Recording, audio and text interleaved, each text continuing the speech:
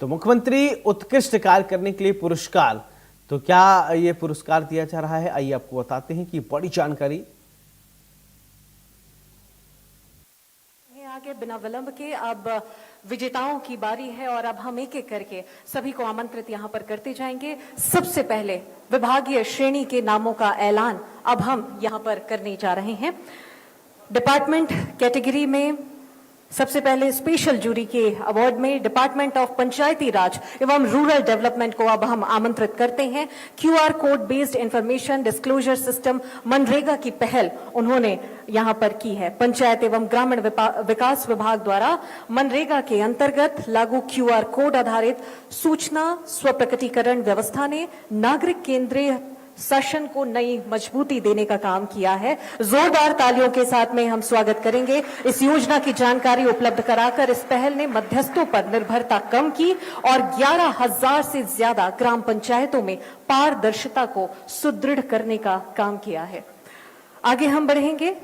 Department of forest and climate change को अब हम आमंत्रित यहां पर करते हैं। स्पेशल जूरी अवार्ड आपको दिया जा रहा है। FDS 2.0 e Kuber digital payment system FMIS के लिए आपको यह सम्मानित किया जा रहा है। वन एवं जलवायु परिवर्तन विभाग की FDS 2.0 ई कुबेर डिजिटल भुगतान प्रणाली ने मैनुअल चेक आधारित प्रक्रियाओं को खत्म कर पूर्णतः कैशलेस RBI एकीकृत भुगतान व्यवस्था लागू की है। और अब हम आगे बढ़ते हैं। Department of commercial tax excise को अब हम आमंत्रित करते हैं। Comprehensive excise e governance and system reforms के लिए वाणिज्य कर आबकारी विभाग की समग्र ई गवर्नेंस सुधार पहल ने राजस्व संग्रह और अनुपालन व्यवस्था को सुदृढ़ किया है। एंड टू एंड डिजिटलीकरण ट्रैक और ट्रेस प्रणाली और रियल टाइम डैशबोर्ड के माध्यम से विभाग ने 5,425 करोड़ का राजस्व अर्जित किया और पारदर्शिता और नियामक निगरानी के लिए मानक स्थापित किए। बहुत बहुत धन्यवाद।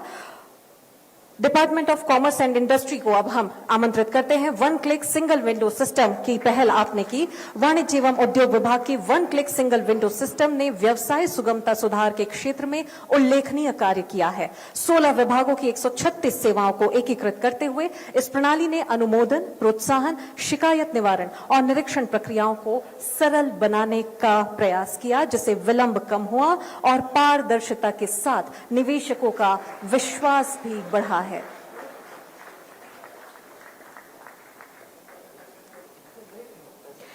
और अब हम डिपार्टमेंट ऑफ स्कूल एजुकेशन को मंच पर आमंत्रित करते हैं। विद्या समीक्षा केंद्र के नवाचार के लिए विभागीय श्रेणी में शिक्षा विभाग का विद्या समीक्षा केंद्र VSK डेटा आधारित शिक्षा शासन का एक मजबूत स्तंभ बनकर उभरा। यह AI सक्षम प्लेटफॉर्म 56,000 से ज्यादा विद्यालयों, 2,83,000 शिक्षकों और 57,05,000 विद्यार्थियों की निगरानी करता है, जिसे ड्रॉप आउट की प्रारंभिक पहचान, संसाधनों का बेहतर उपयोग और साक्ष्य आधारित निर्णय लेना संभव हो सका है। तो ये तमाम जो विजेता थे और डिपार्टमेंटल कैटेगरी में विभागीय श्रेणी में हमने इन सभी को माननीय मुख्य अतिथि महोदय के हाथों सम्मानित यहां पर किया है। और अब हम बढ़ते हैं डिस्ट्रिक्ट कैटेगरी की ओर। सबसे पहले हम आमंत्रित करते हैं नारायणपुर डिस्ट्रिक्ट को स्पेशल जूरी अवार्ड के लिए। नारायणपुर डिस्ट्रिक्ट को अब हम मंच पर आमंत्रित करते हैं। नारायणपुर जिले का एंटिफाई इंटेलिजेंस टूल आंतरिक शासन को नई मजबूती देने का काम किया है। जोरदार तालियों के साथ में हम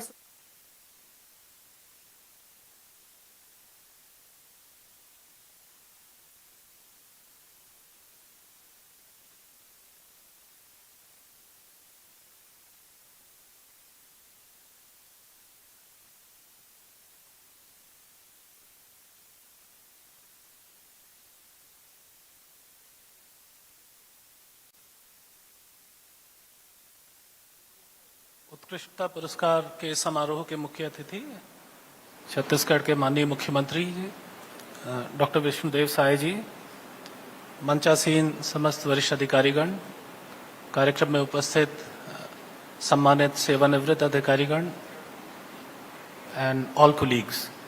सबसे पहले मैं सभी 312 टीमों को जिन्होंने इस अवार्ड में पार्टिसिपेट किया उनको बहुत बहुत बधाई देता हूं कि आपने समय निकाला और हिम्मत जुटाई अपने काम को प्रेजेंट करने के लिए।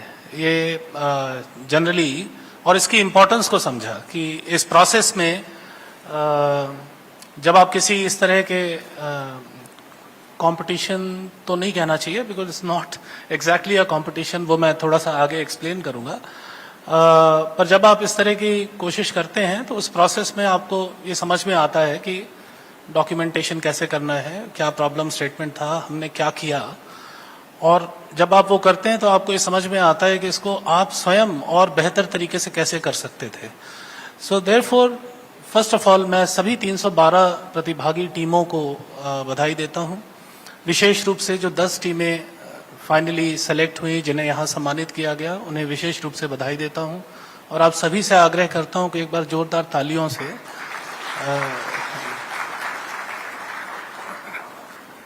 जब हम अवार्ड्स का इवैल्यूएशन कर रहे थे तो जैसा कि रजत ने बताया था, 50% वेटेज इस बात पे था कि आउटकम और इम्पैक्ट कैसा है, 40% वेटेज स्केलेबिलिटी पे था। ये फैक्टर जो जिला स्तर के इनिशिएटिव थे उनके लिए ज़्यादा एप्लीकेबल था कि जो किसी जिले में किया गया है उसको क्या पूरे राज्य में लागू करने का पोटेंशियल कितना है। और 10% हमने जानबूझकर थोड़ा क्रिएटिविटी को कम वेटेज रखा था। हालांकि फिर भी मेरा मानना यह है कि हम जब ये मूल्यांकन कर रहे थे तो we were not comparing apples to apples, क्योंकि अलग अलग सेक्टर्स में अलग अलग प्रॉब्लम्स हैं और उनके अलग अलग सोल्यूशंस हैं। तो मैं इसीलिए मैंने शुरू किया सभी 312 को बधाई देने के लिए। हमने 10 चुने क्योंकि हमें 10 चुनने थे और वो लिमिट थी। अदरवाइज आमतौर पे क्योंकि हमने पहले से प्रॉब्लम स्टेटमेंट डिफाइन नहीं किए थे, इसलिए इस तरह का कोई कंपैरिजन पॉसिबल नहीं था कि किसका इंटरवेंशन बेटर इम्पैक्ट लाता है और किसके इंटरवेंशन में क्या सुधार किया जा सकता है। अब इसको sir we would like to make this a very regular feature. हर साल हम चाहेंगे कि हम ये इस तरह के अवार्ड्स रखें। और आने वाले साल के लिए sir I would request all the colleagues in the departments कि आप सभी अगले 15-20 दिन में, एक महीने में please come up with problem statements कि ऐसे कौन कौन सी चीजें हैं जिनका हम सोल्यूशन खोजना चाहते हैं। विभागों को इस पे विचार करना चाहिए और उसको हम अभी से सर्कुलेट करके रखें अलॉन्ग विद कि हम क्या प्रॉब्लम स्टेटमेंट है, क्या इशू, क्या चैलेंज है जिसको हम सॉल्व करना चाहते हैं। और डिस्ट्रिक्ट्स उसमें फिर अपना कॉन्टेक्स्ट के हिसाब से अपने सॉल्यूशंस डिजाइन करें, इम्प्लीमेंट करें। और अगले साल जब हम यहाँ आए तो फिर उन्हीं प्रॉब्लम स्टेटमेंट्स पे हर स्टेटमेंट के लिए एक अवार्ड रखें और उसमें ये देखें कि अलग अलग क्या क्या सॉल्यूशंस निकल के आए। And it may so happen कि जिस सॉल्यूशन को अवार्ड किया जाएगा it may not be the best solution. Best solution could be a combination of all the 10 people who did something, और उसका एक कॉम्बिनेशन बन के आपको एक प्रॉपर कॉम्प्रिहेंसिव सॉल्यूशन मिल सकता है। तो मेरा मानना यह है सर कि इस पूरी अप्रोच को हमें थोड़ा स्ट्रक्चरल करने की जरूरत है और उस दिशा में हम अब आगे काम करेंगे। जिन जिलों में अभी आई थिंक 277 या ऐसी कुछ फिगर है, जो जिला 275 जो जिला स्तर की प्रविष्टियां थी, उनमें भी मेरा विभागों से आग्रह है कि कृपया उन्हें देखिए। उनमें से जो भी ऐसे काम हैं जो स्केलेबल हैं उनको स्केल अप करने के लिए योजना बनाइए। अदरवाइज ये हर साल हम अवार्ड करते हैं, उसकी एक बुकलेट पब्लिश हो जाती है और अगले साल एक नई बुकलेट पब्लिश हो जाती है और पुरानी बुकलेट को कोई नहीं पढ़ता। So let us inculcate some sort of a good governance culture in terms of when we try to take up innovations and make these efforts. तो डिपार्टमेंट से मेरा रिक्वेस्ट रहेगा कि जो इनोवेशंस इस बार एंट्री के तौर पे आए थे उसमें may be not all of them but जो 50 के करीब फाइनल सिलेक्शन स्टेज पे पहुंचे थे, कम से कम उनको एक बार एग्जामिन कर लेना चाहिए एंड डिसाइड कर लेना चाहिए कि स्केलेबिलिटी है कि नहीं है। अगर स्केलेबिलिटी नहीं है तो हो सकता है रेप्लिकेबिलिटी हो छोटे स्केल पे, तो वो भी देख लेना चाहिए कि वो रेप्लिकेबिलिटी है तो अगर सिमिलर कॉन्टेक्स्ट में रेप्लिकेट हो सकती है कोई चीज तो वो फिर दूसरे डिस्ट्रिक्ट्स को बतानी चाहिए कि भाई ये आप इसको इस तरह से करके करिए और चीजों को इम्प्रूव करिए।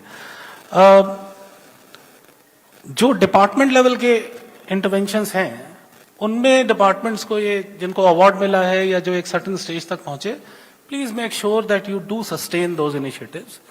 और मेरा तो मानना ये है कि अगले साल के गुड गवर्नेंस वर्कशॉप में हमें एक एक्सक्लूसिव सेशन इस बात पे रखना चाहिए कि जो पिछले साल के इंटरवेंशंस थे उनका क्या हुआ, जिन डिपार्टमेंट्स के इंटरवेंशंस को अवार्ड मिला या नहीं मिला, एक सर्टेन लेवल पे पहुंचे, उन इंटरवेंशंस को उन डिपार्टमेंट्स ने आगे कहां तक पहुंचाया और उसकी वजह से क्या इम्पैक्ट आया, क्या क्या आउटकम आए, या in during the course of एक साल आपने उसमें क्या सुधार और किए जिससे कि चीजें और बेहतर हुई।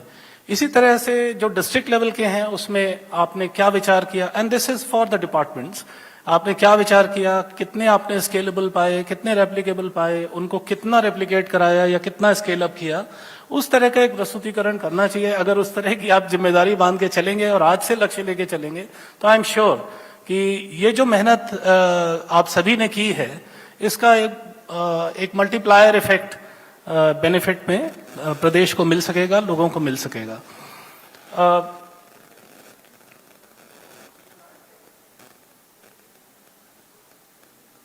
जैसा कि मैंने कहा, आने वाले साल के लिए सभी डिपार्टमेंट्स ने और इवन डिस्ट्रिक्ट्स ने भी अपने अपने कॉन्टेक्स्ट में आपके हिसाब से कौन से सबसे 3 बर्निंग इश्यूज हैं जिसमें काम करने की जरूरत है, जिससे पब्लिक बेनिफिट्स को मैक्सिमाइज किया जा सकता है और जिसमें आप सोल्यूशन खोज रहे हैं।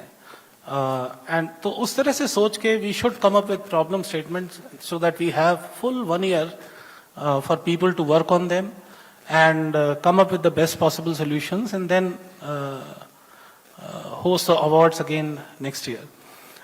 इसको करने के लिए जैसा कि अभी राहुल भगत जी ने बताया, we are setting up some sort of a support system for people to take this forward.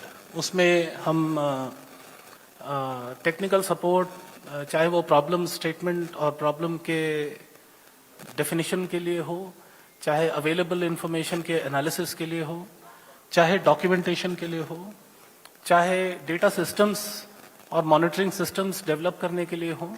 और एक जो सबसे इम्पोर्टेंट चीज़ हमारे यूजुअली भारत सरकार का मेरा एक्सपीरियंस ये है कि वहाँ एक बड़ी यूनिक चीज़ है जो हमारे राज्य के प्रशासन तंत्र में नहीं है, and that is the culture of doing third party evaluations.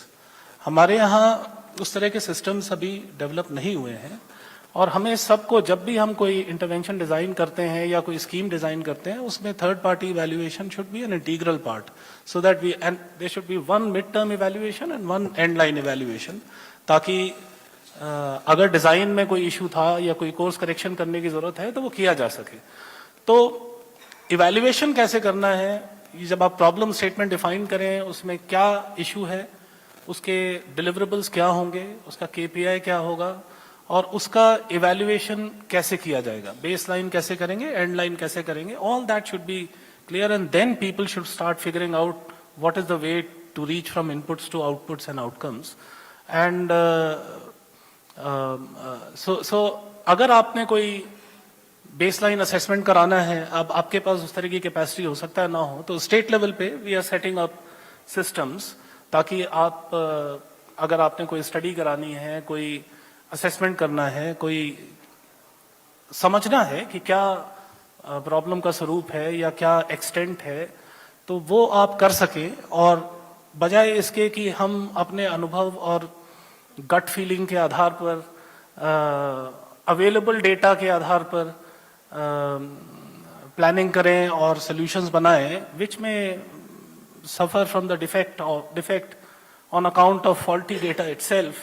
अगर स्टार्टिंग पॉइंट ही फॉल्टी होगा, क्योंकि जो डेटा हमारा कलेक्शन का सिस्टम है उसमें credibility, timeliness, completeness, all these things are an issue and so we should acknowledge. So wherever possible हमें थोड़ा बेटर अंडरस्टैंडिंग गेन करनी चाहिए प्रॉब्लम की before we start working on the solutions. उसके लिए जो भी सपोर्ट सिस्टम है we will set it up at the state level, which will be available to the districts as well as to the departments. मैं माननीय मुख्यमंत्री जी का बहुत बहुत आभारी हूँ कि सर आपने हमें सुशासन की दिशा में बढ़ने के लिए सदैव मार्गदर्शन दिया है। और आप स्वयं गुड गवर्नेंस डिपार्टमेंट विभाग के भी मंत्री हैं, उस नाते भी आप लीडरशिप प्रदान कर रहे हैं। मैं सर आपको ये अश्योर करना चाहूँगा कि हमारी टीम बहुत अच्छी टीम है और आप ये पाएंगे कि अभी हमने हाल में कुछ सुशासन के संस्कृति सुधार के प्रयास भी शुरू किए हैं। आपके निर्देशानुसार सर आपने कहा था कि प्रदेश में सभी जगह ई ऑफिस का इस्तेमाल इस साल के मतलब पिछले साल के आखिर तक शुरू हो जाए। मुझे बताते खुशी है कि सर मंत्रालय, सभी विभागाध्यक्ष, सभी कलेक्टर ऑफिस, सभी कमिश्नरेट्स और जिला स्तर के भी अधिकांश दफ्तरों में ई ऑफिस का काम शुरू हो गया है। हमने अपनी तरफ से आपको ये कमिट किया था सर कि हम आधार बेस्ड इलेक्ट्रॉनिक अटेंडेंस चालू करेंगे। सर मंत्रालय में हमने 1 दिसंबर से शुरू किया था, 1 जनवरी से सभी विभागाध्यक्ष कार्यालयों में भी प्रारंभ हो गया है और कलेक्ट्रेट्स और कमिश्नरेट्स में भी आधार इनेबल बायोमेट्रिक अटेंडेंस सिस्टम शुरू कर दिया है। अभी ये सिस्टम सर ऐसा नहीं है कि टॉप डाउन है और इससे हम कोई हेडमास्टरी कर रहे हैं कि भाई तुम 9:55 पे क्यों नहीं आए, 10:05 पे क्यों आए। आशय ये है कि अब क्योंकि डेटा अवेलेबल है तो हम ये पहचान कर सकते हैं कि कौन लोग ऐसे हैं जो हमेशा समय पर आते हैं, ऐसे लोग जो दूसरों के लिए उदाहरण प्रस्तुत करते हैं। उनको अगर सम्मानित करेंगे तो शायद बाकियों को भी प्रेरणा मिलेगी कि वो भी समय पर आए। और ये भी हमने थोड़ा सेंसिटाइज किया है सर ऑफिसर्स को कि अगर हम लीडरशिप पोजीशन में होके खुद एग्जाम्पल सेट नहीं करेंगे तो फिर हम किसी और से गुड गवर्नेंस के बारे में बात नहीं कर सकते।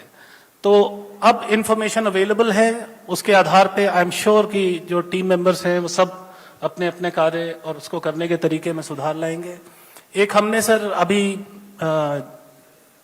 पिछले हफ्ते ही इसी हफ्ते मंत्रालय में एक अवार्ड्स भी ऑर्गेनाइज किए थे जिसमें हमने ई ऑफिस में जो परफॉर्मेंस है वर्कलोड और वर्क डिस्पोजल एफिशिएंसी के बेसिस पे, अब क्योंकि ई ऑफिस से डेटा अवेलेबल है तो उसमें हमने चिन्हांकन किया है कि हमारे मंत्रालय के सर्वश्रेष्ठ काम करने वाले सेक्शन ऑफिसर कौन है, अंडर सेक्रेटरी कौन है, डिप्टी सेक्रेटरी कौन है, जॉइंट सेक्रेटरी कौन है। सेक्रेटरीज का भी डेटा है सर, पर उसके लिए अवार्ड नहीं रखा है। बट आई एम श्योर कि सिस्टम में इस प्रकार की इंफॉर्मेशन अवेलेबल है कि सब खुद को बेंचमार्क कर सकते हैं और अपना अपना काम अगर खुद लोग इंप्रूव करेंगे तो आई एम श्योर कि जो मंत्रालय की ओवरऑल एफिशिएंसी है फाइल वर्क डिस्पोजल में, उसमें हम बहुत सारा सुधार ला पाएंगे। मैं अंत में सर आपका बहुत बहुत आभारी हूं कि आप आज हमें भोजन के लिए भी होस्ट कर रहे हैं और आपने इस कार्यक्रम के लिए समय निकाला हमें मार्गदर्शन देने के लिए। मैं सभी से उम्मीद करता हूं कि आने वाले समय में हम लोग सुशासन संस्कृति पे और भी काम करेंगे और अगले साल के जो अवार्ड्स होंगे या जो एक हेल्दी कंपटीशन होगा उसमें अच्छे से पार्टिसिपेट करेंगे और खूब जी लगाकर काम करेंगे। बहुत बहुत धन्यवाद। बहुत बहुत धन्यवाद माननीय मुख्य सचिव महोदय आपके प्रेरक उद्बोधन के लिए। और अब हम मंच पर आमंत्रित करते हैं और आग्रह करते हैं पूरे सम्मान के साथ में माननीय मुख्यमंत्री महोदय छत्तीसगढ़ शासन श्री विष्णुदेव साय जी को, जिनके मार्गदर्शन में छत्तीसगढ़ प्रदेश निरंतर उत्तरोत्तर प्रगति कर रहा है। माननीय मुख्यमंत्री महोदय।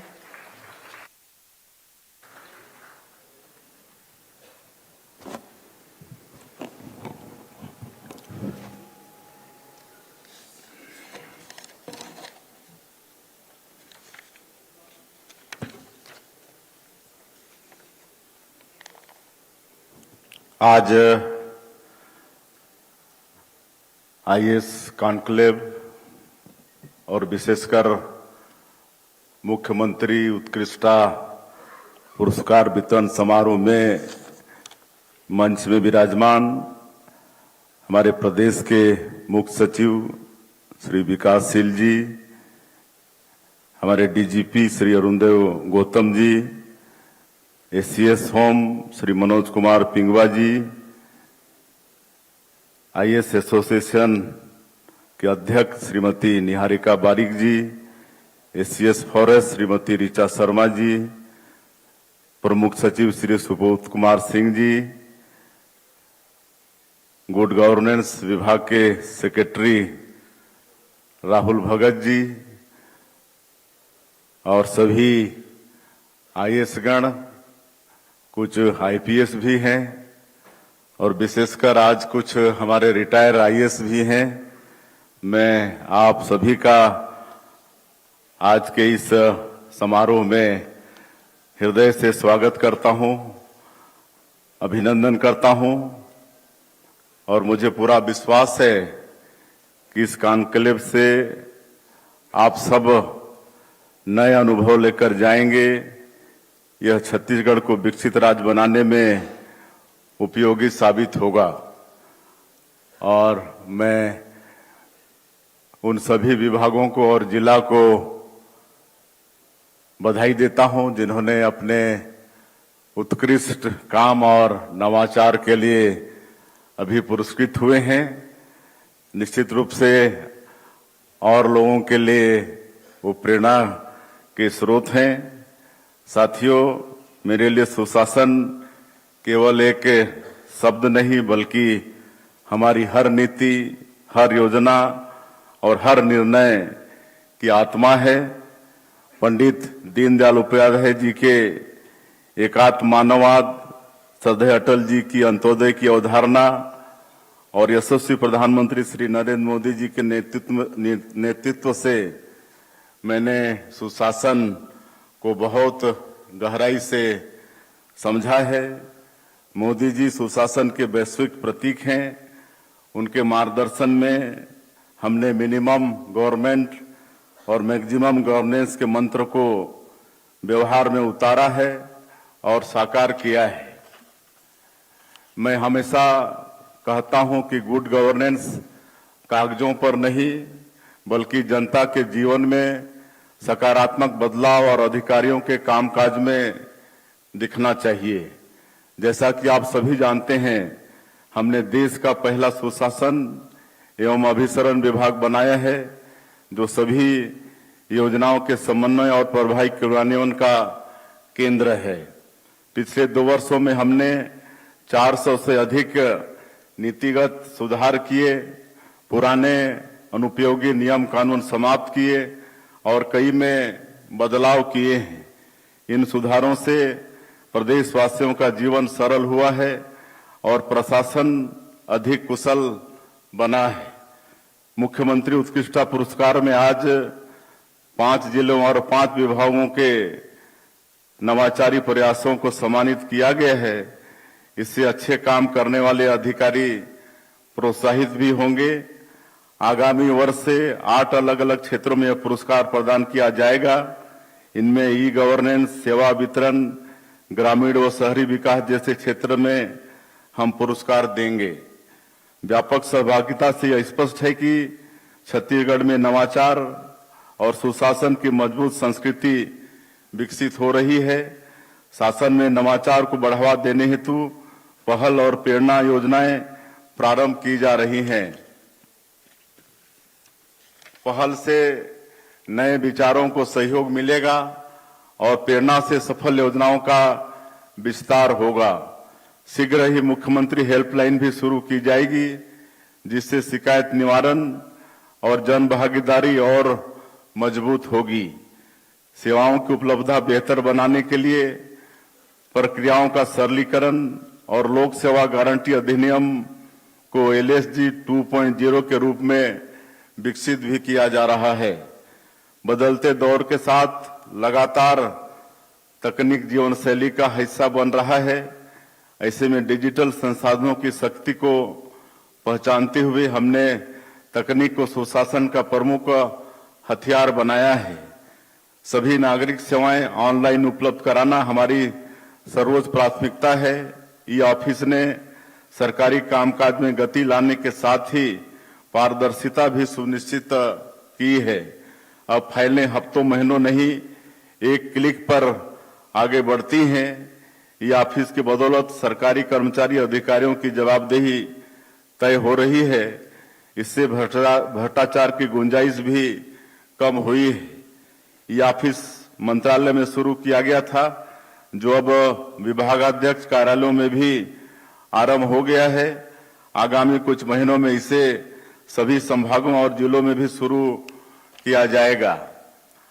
जरा सोचिए, डिजिटल पहल ई ऑफिस एक साथ कितने लाभकारी परिणाम को लेकर आई है। यहाँ मुख्य सचिव बैठे हैं, 3 दिन पहले ही उन्होंने ई ऑफिस में बेहतर काम करने वाले अधिकारियों और कर्मचारियों को सम्मानित किया है। निश्चित ही इससे अच्छा काम करने वाले लोग प्रोत्साहित होंगे।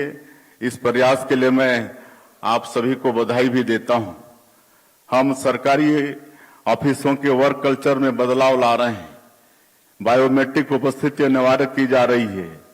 इसे धीरे धीरे सभी कार्यालयों में भविष्य में लागू किया जाएगा। प्रधानमंत्री श्री नरेंद्र मोदी जी के नेतृत्व में हमारा देश विश्व की सबसे बड़ी अर्थव्यवस्था बना है, तो इसके पीछे सुशासन सबसे अहम है।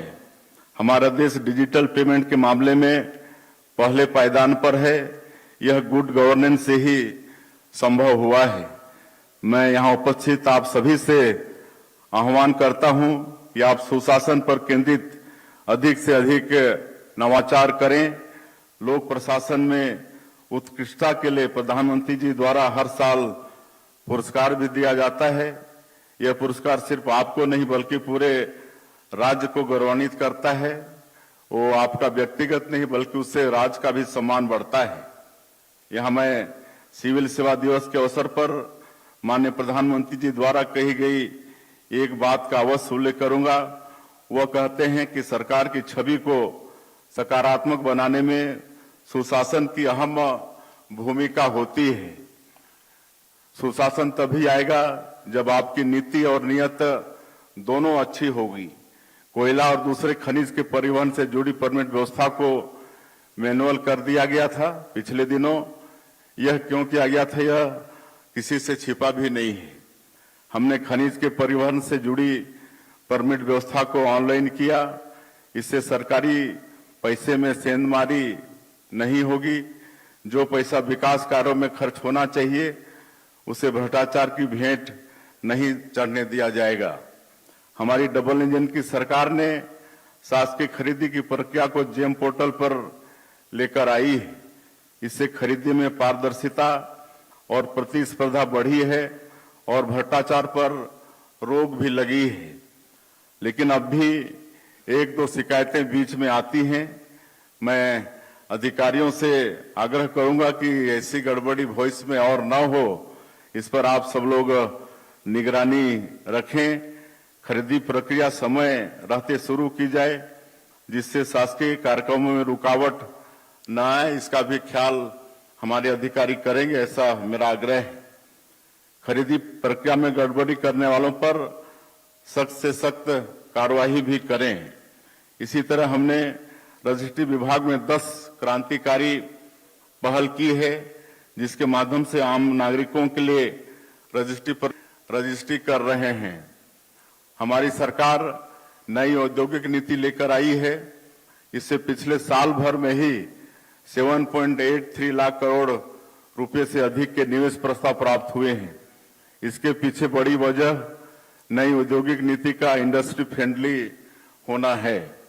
आप सभी की जवाबदारी है कि निवेशकों को सिंगल विंडो सिस्टम 2.0 के जरिए अप्रूवल और क्लियरेंस तेजी से मिले।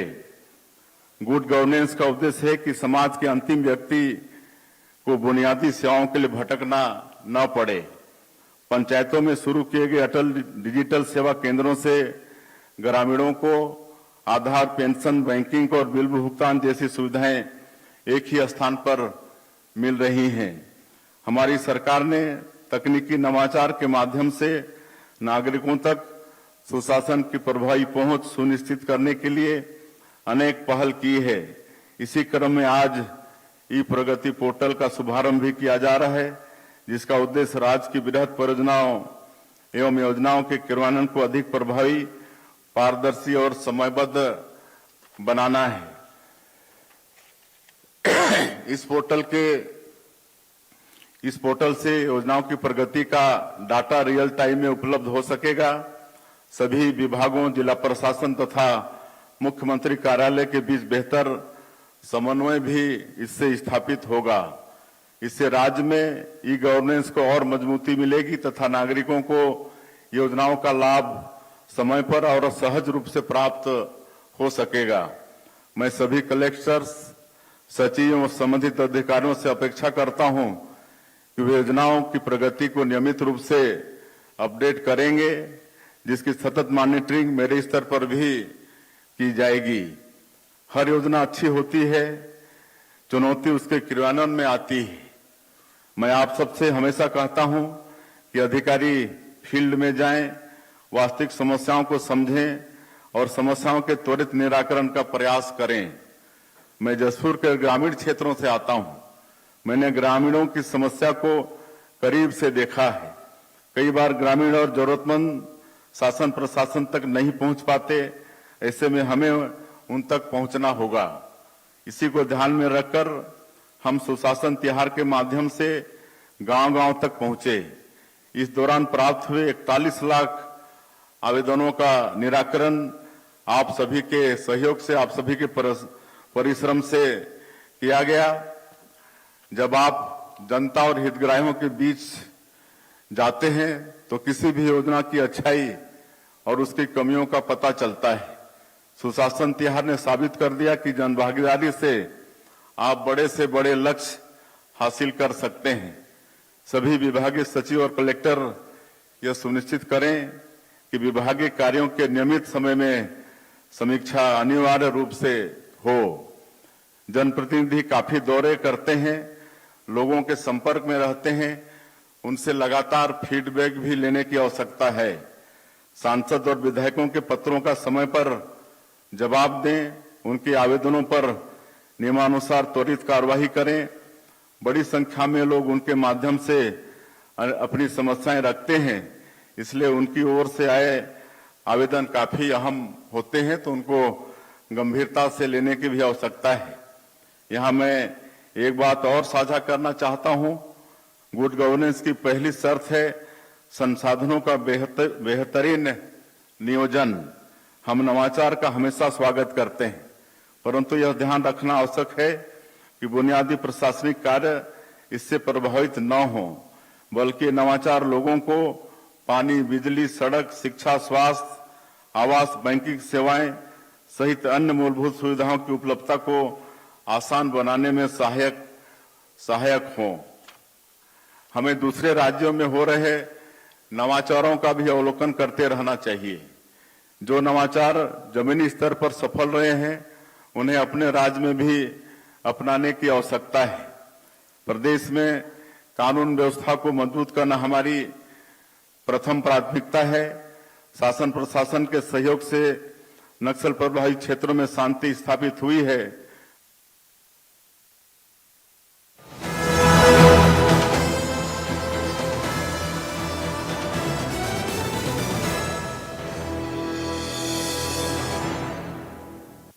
इम्तियाज जी के फादर को बीमारी के कारण अचानक हॉस्पिटल में एडमिट होना पड़ा। पॉलिसी बाजार की टीम ने हॉस्पिटल पहुंचकर लाखों का क्लेम अप्रूव करवाने में पूरी हेल्प की। पॉलिसी बाजार पर 1 करोड़ का हेल्थ इंश्योरेंस सिर्फ 550 रुपए महीने से शुरू। स्वतंत्रता का प्रतीक पतंग संस्कृति से